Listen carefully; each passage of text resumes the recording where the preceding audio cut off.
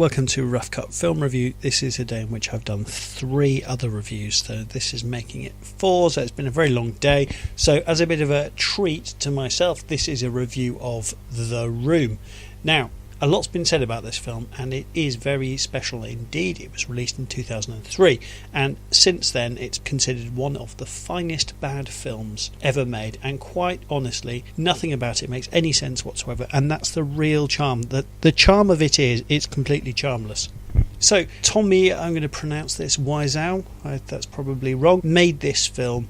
He's very vague about where he got the money to make this. I read something somewhere about him importing leather jackets from South Korea. But however it is, he put together an estimated $6 million to make this allegedly low-budget film happen. And if you watch this film, you'll be absolutely shocked at the expense of this film, and it all stems from the fact that Tommy Wiseau had, and I'm sure all the way through the review I'm going to be pronouncing his surname differently, so apologies for that. Tommy Wiseau had so little experience on working on a movie that, for example, apparently he ended up dual shooting this on digital and on traditional 35mm. According to legend, basically it's because he didn't really understand what the difference was. So before making a film, he just goes ahead.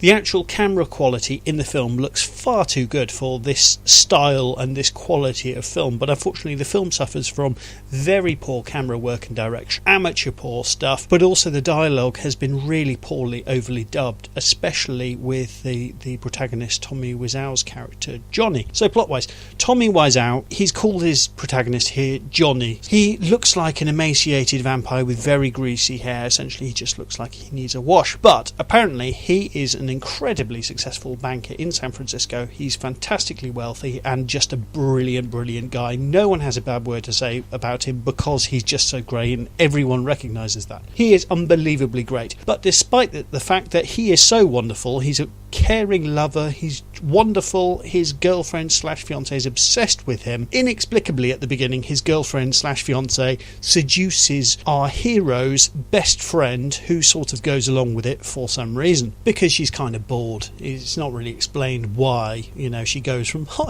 oh Johnny or Tommy, you're such a wonderful person, you're amazing, I'm so in love with you, and then suddenly straight away she's cheating on him. So that doesn't really make much sense. But basically, this betrayal then leads everyone in Johnny's life to then betray him as well, and isn't it all terribly unfair?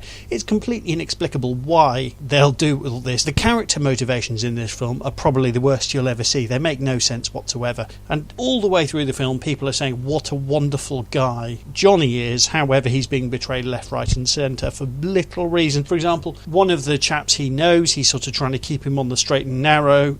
And you know, this guy Johnny is paying for this guy's university, essentially, which in America costs $1 billion a second or something. It's incredibly expensive. But this guy betrays him like all the rest. So this Tommy Wiseau calls himself Johnny, puts himself in a film where he makes his character essentially greater than Jesus Christ himself, and everyone around him is inexplicably ghastly and horrible, and they betray him for little or no reason, and it makes little or no sense. That is this film. Since the film was made, apparently Tommy Wiseau has apparently gone on record to say that no, actually it was always intended to be a dark comedy, but this absolutely does not come across in the film. The film comes across as him very much feeling sorry for himself slash this character who he's created, who is essentially his more successful alter ego. And I find it staggering that somebody that would make a film like this is able, either by hook or by crook, however, to come up with $6 million.